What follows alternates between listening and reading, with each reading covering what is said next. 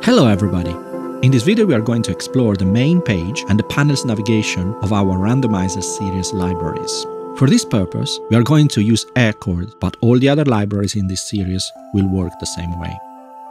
Every time we load Aircord, it will present itself in the main view. The controls that are visible in this main page will always be visible when we open any other page in the library. Let's take a look at the GUI controls. On the upper center, we see the main randomizations controls, random, undo, and redo buttons. There is a dedicated video about this instrument's randomization functions, so please check it out in Audiofier YouTube channel.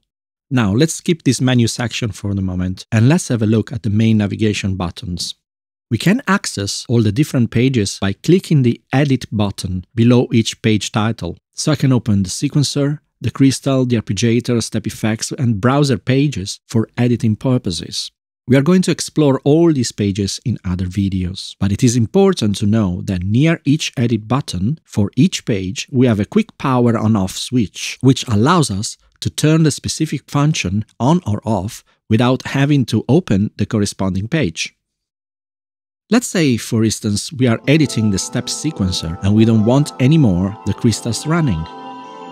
We can just switch them off while we are still editing the step sequencer's parameters by clicking on this quick power on-off switch.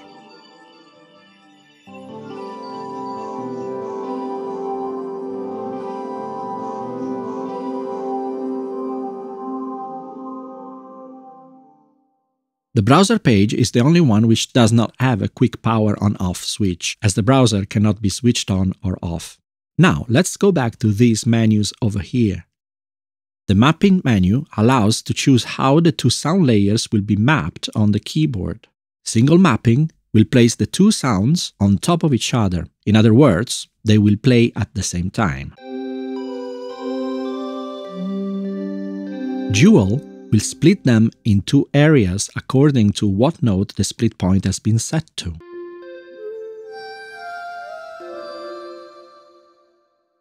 To define the split point, we need to click on Split Point Define button over here. Then press a key on our MIDI controller, wait for the confirmation, and that's done. As you can see, the keys light up, and the mapping menu has set itself to dual mode already.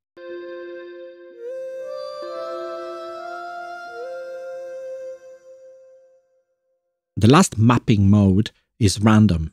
In this mode, Aircord will alternate between the two sound layers in a random way.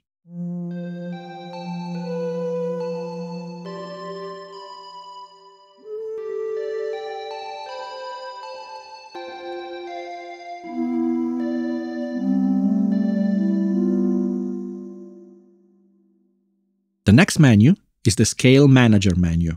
We can constrict what we play to eliminate all the foreign notes that don't belong to a particular scale that we have chosen in this menu. We have a choice of chromatic, which basically will allow any note we play, major and relative minor scales, minor harmonic scales with the H symbol,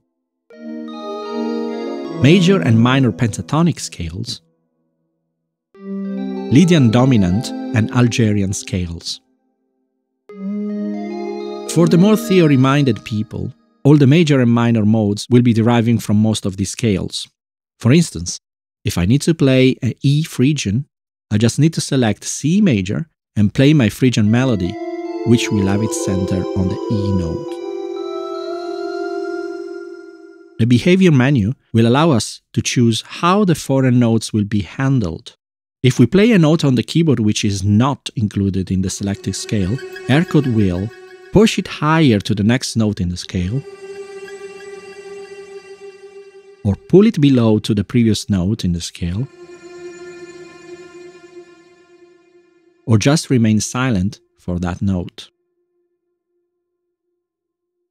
One thing to mention is the scale menu is controllable via MIDI CC.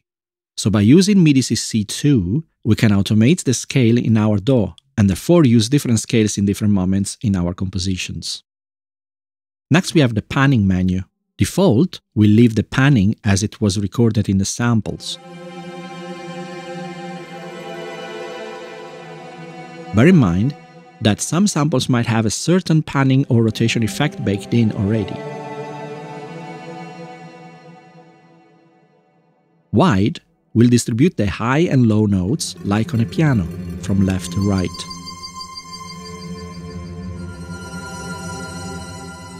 And random will pan each note randomly.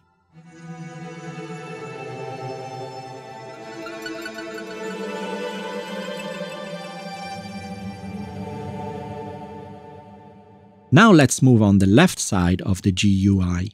On the top, we have another Edit button, and this one is for layer A. Below, we have the Sound Source menu, with which we can select among all sound sources to create our own sound combinations. We can also click on the left and right arrows to scroll back and forth in the sounds list. But as you can see in the browser video, by opening the browser we have a better way of choosing the desired sound. To open the browser, we can click on this magnifying lens icon here, or we can again click the main browser button in the center here. This icon is the reverse sound switch. Once it's active, we can modify the sample start of the reversed layer with the mod wheel or with MIDI CC1.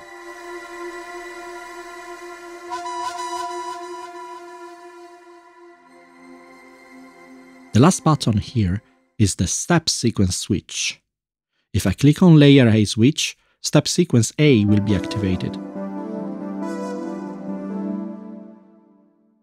If I click on layer B sequencer switch, the step sequence B will be activated. The modality on how the step sequences will behave are discussed in a separate video. Then we have the usual suspects, the mute and solo buttons for each sound layer. One last thing to mention is how the navigation behaves. If I click on Layer A Edit button, both layers panels will open. From here, we can choose any other page. It is quite handy that when we open, for instance, the Master Effects page, the Trace page opens as well to fill the GUI space. But we can also open Layer A panel and the Master Effects panel will stay put. Or open the Trails panel and then Layer B, and you see how the panels are trading places. So, that's all for the main page and navigation. Please watch all the other videos to learn about all the other features. Thanks for watching. Bye.